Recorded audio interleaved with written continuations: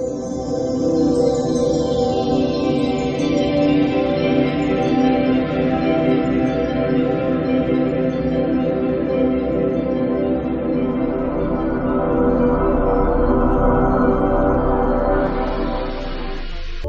नारायण मित्रों, मैं राहुलेश्वर स्वागत करता हूं आपका भाग्य मंथन में। मित्रों, अगर आपको हमारे द्वारा अपलोड की गई वीडियोस अच्छी लगती हैं और इसी प्रकार की ज्ञानवर्धक वीडियोस आप समय समय पर देखना चाहते हैं तो उसके लिए हमारा YouTube चैनल आज ही सब्सक्राइब करें और वीडियोस को लाइक और शेयर करना बिल्कुल न भूलें। पुराना साल जा रहा है और नया साल आ रहा है। 2017 नई उम्मीदें और नए अवसर ला रहा है। खो गई थी जो उम्मीदें दुनिया की भीड़ में, उनको याद दिला रहा है। आइए जाने 2017 का अनुमानित राशिफल। आज हम बात करेंगे मकर राशि के बारे में। मकर राशि उत्तराषाढ़ा नक्षत्र के 3 चरण, श्रवण नक्षत्र के 4 चरण और घनिष्ठा नक्षत्र के 2 चरण से मिलकर बनती है। इस प्रकार 9 चरणों से मिलकर मकर राशि बनती है, जिनके स्वामी ग्रह शनिदेव हैं। मकर लग्न व राशि में उत्पन्न बच्चा तीव्र बुद्धि वाला, कार्यों को लेके थोड़ा आलसी, छोटी छोटी बातों को बड़ा रूप देने में माहिर, स्वभाव से कभी अच्छे कभी बहुत बुरे और बहुत खर्चीले स्वभाव के होते हैं। शनि 2017 में जनवरी तक वृश्चिक राशि में रहने वाले हैं। उसके पश्चात पूरा वर्ष धनु राशि में रहेंगे। बृहस्पति सितंबर महीने तक कन्या राशि में रहेंगे और उसके पश्चात तुला राशि में गोचर करेंगे। न्याय के देवता शनि और शुद्ध ज्ञान के देवता बृहस्पति को आधार बनाकर ही हमने आपका 2017 का राशिफल तैयार किया है। आइए जाने क्या, कैसे, कब और क्यों आपके सभी प्रश्नों का उत्तर ज्योतिष शास्त्र की सहायता से। आर्थिक स्थिति के क्षेत्र में मकर राशि के लिए 2017 आर्थिक रूप से मिले जुले प्रभाव लेकर आ रहा है। मकर राशि पर शनि देव का स्वामित्व आता है और इस वर्ष इनके राशि परिवर्तन से आप सबसे ज्यादा प्रभावित होने वाले हैं। जनवरी तक शनि वृश्चिक राशि में रहने वाले हैं, जो कि आपकी जन्म कुंडली का लाभ भाव है। लाभ भाव में रहने से आय की प्राप्ति होती रहेगी, लेकिन जनवरी के बाद शनि वृश्चिक राशि से धनु राशि में प्रवेश करेंगे। यह स्थान आपकी जन्म कुंडली का व्यय भाव है।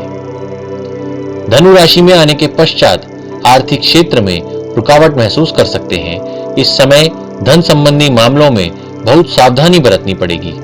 फरवरी से लेकर मई तक यह स्थिति बनी रहेगी। इस समय बिना सोचे समझे किसी जगह बड़ा निवेश न करें। इस समय आपको अपने खर्चों पर भी लगाम लगा के रखनी होगी। उधार देने के लिए भी यह समय बिल्कुल सही नहीं होगा। इस वर्ष अनाप शनाप खर्चों से बचकर चलें और बचत को बढ़ाएं।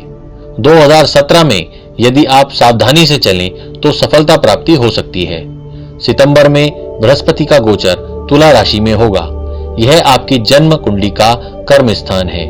तुला राशि में बृहस्पति के अच्छे फल प्राप्त नहीं होते, जिसके चलते आपको आर्थिक रूप से हानियां हो सकती हैं।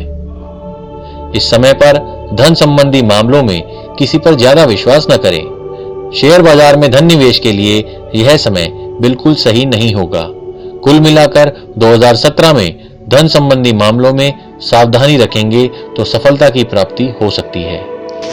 व्यापार और कारोबार के क्षेत्र में मकर राशि में उत्पन्न व्यापारियों और कारोबारियों के लिए 2017 उलझने लेकर आ सकता है। फरवरी में व्यय स्थान पर शनि का गोचर हानियों की ओर संकेत करता है। इस समय आपको स्वयं के ऊपर विश्वास रखकर चलना है।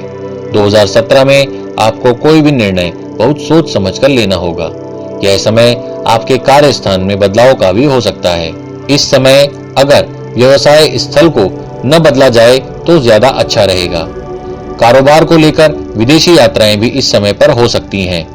कारोबार को लेकर यात्राएं इस वर्ष आपके लिए अच्छी रहेगी। बृहस्पति का गोचर सितंबर में कन्या राशि से तुला राशि में होगा। इस समय व्यवसाय विस्तार के लिए आपके पास कई प्रस्ताव आएंगे, जो कि आपको अच्छे भी लगेंगे। इस समय आपको अपनी बुद्धि का प्रयोग करना है। इस समय बड़े निवेश से खुद को बचाएं। साझेदारी करने के लिए भी यह समय उपयुक्त नहीं है। कुल मिलाकर 2017 में कोई बड़ा जोखिम न उठाएं। नौकरी के क्षेत्र में मकर राशि वालों के लिए 2017 सामान्य रहने वाला है। कार्य स्थान पर इस समय कुछ उठापटक हो सकती है। इस वर्ष जॉब बदलने के प्रबल योग आपकी जन्म कुंडली में बन रहे हैं।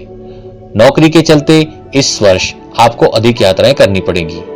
2017 में विदेशी यात्रा भी आपकी जन्म कुंडली दर्शा रही है।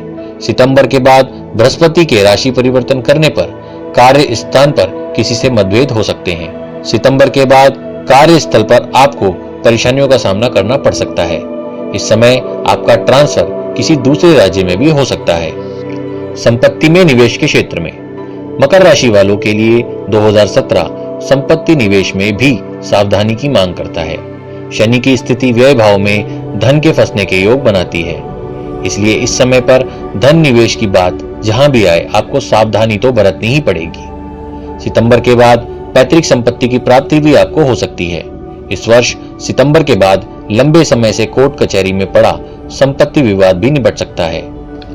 सितंबर के बाद बृहस्पति की सप्तम दृष्टि सुख भाव पर पड़ेगी, जिससे आपको कोई नई संपत्ति भी प्राप्त हो सकती है। पारिवारिक शांति के क्षेत्र में पारिवारिक शांति के क्षेत्र में 2017 मकर राशि वालों के लिए मिले जुले असर लेके आ रहा है। जनवरी के शुरुआती दौर में कोई बड़ा विवाद खड़ा हो सकता है, लेकिन यह जल्दी सुलझ जाएगा। फरवरी से लेकर मई तक परिवार में शांति बनी रहेगी। इस समय पर आपसी सहयोग और प्रेम में वृद्धि होगी। जून जुलाई के महीने में किसी गलतफहमी के चलते परिवार का माहौल बिगड़ सकता है। सितंबर में फिर बृहस्पति का गोचर तुला राशि में होगा। बृहस्पति की पंचम दृष्टि प्रभाव के चलते इस समय परिवार में कोई विवाह या कोई बड़ी पूजा का आयोजन हो सकता है। विवाहित लोगों के लिए 2017 कैसा रहेगा? मकर राशि वालों को 2017 में जीवन साथी का काफी ध्यान रखने की जरूरत है। इस समय किसी भी गलतफहमी को बढ़ने न दें। खासकर जून जुलाई का महीना आपको वाणी और स्वभाव का बहुत ध्यान रखना है। इस समय यदि कोई भी बात बढ़ी तो परिणाम गंभीर हो सकते हैं। इस वर्ष सितंबर के बाद जीवन साथी के साथ लंबी यात्राओं के योग भी बन रहे हैं। कुल मिलाकर इस वर्ष आपको अपनी गृहस्थी पर बहुत ज्यादा ध्यान देने की जरूरत है। प्रेम संबंधों के लिए 2017 कैसा रहेगा? प्रेम संबंधों के क्षेत्र में भी आपको बहुत ध्यान देने की जरूरत होगी। जनवरी से मई तक का समय प्रेम में निरंतर वृद्धि करने वाला होगा। इस समय पर आप स्वयं को काफी भाग्यशाली महसूस करेंगे, लेकिन जून जुलाई के महीने में प्रेम संबंधों में कड़वाहट आने के योग बन रहे हैं। इस समय पर जल्दीबाजी में कोई निर्णय न लें। उसके बाद सितंबर से दिसंबर तक का समय आपके लिए सामान्य फल देने वाला होगा। शिक्षा के क्षेत्र में 2017 शिक्षा प्राप्ति के क्षेत्र में 2017 मकर राशि वालों के पक्ष में रहेगा। सितंबर तक बृहस्पति की अमृत तुल्य दृष्टि पंचम भाव पर पड़ने से आपको बहुत सफलता दिलाने वाली है। सितंबर के बाद शिक्षा प्राप्ति में आपको बाधाएं आ सकती हैं। इस समय अपने मन को किसी और विषय पर न लगाएं, वरना परिणाम बुरे प्राप्त होंगे। सितंबर के बाद का समय आलस्य बढ़ाने वाला भी होगा। इस समय आपकी एकाग्रता भी किसी कारण से भंग रहेगी, लेकिन फिर भी आपको प्रयास करते रहना है। अंत में अच्छे परिणामों की प्राप्ति होगी। प्रतियोगी परीक्षाओं में भाग लेने वालों के लिए भी यह वर्ष अच्छा रहेगा। घर के बच्चों के क्षेत्र में जुलाई और अगस्त के महीने घर के बच्चों पर विशेष ध्यान दें और वर्षों की तुलना में बच्चों की पढ़ाई लिखाई पर ज्यादा ध्यान देने की जरूरत होगी। स्वास्थ्य के क्षेत्र में 2017 स्वास्थ्य की दृष्टि से 2017 आपके लिए ठीक नहीं। इस समय रक्त विकार, श्वास संबंधी दिक्कतें और शरीर में जकड़न की शिकायत अधिक रहेगी। इस वर्ष आपको और वर्षों की तुलना में खान पान में परहेज की जरूरत रहेगी। वर्ष के पहले हिस्से में वात संबंधी परेशानी भी बढ़ेगी। इस वर्ष हरी सब्जियां भोजन में अधिक लें और नियमित रूप से व्यायाम करें। आइए अब जानें प्रतिकूल ग्रहों की शांति के लिए उपाय। 2017 में शनिदेव आपकी जन्म राशि से 12वें स्थान पर बैठे हैं। इस समय आपको शनि की 7.5 भी लगेगी। इस समय शनि तीसरी दृष्टि से कुटुंब स्थान, सप्तम दृष्टि से रोग स्थान व दसम दृष्टि से भाग्य स्थान को देख रहे हैं। इन दृष्टि प्रभाव के चलते ग्रह क्लेश, परिवार में किसी वृद्ध का बीमार होना, धन प्राप्ति में बाधा, शरीर में रोगों का बढ़ना हो सकता है। ऊपर बताई सभी समस्याओं के निवारण के लिए यहाँ हम आपको कुछ बहुत ही प्रभावकारी उपाय बता रहे हैं, जिन्हें करने से 2017 आपके लिए मंगलकारी परिणाम लाए। पहला उपाय है मंत्र क्षेत्र से। ओम बाल गोपालाय नमो नमः मंत्र का जाप रोज 108 बार जरूर किया करें। मकर राशि वालों के लिए यह सबसे शुभ मंत्र है और शनि की 7.5 में यह बहुत लाभदायक भी होता है। दूसरा उपाय आता है यंत्र क्षेत्र से।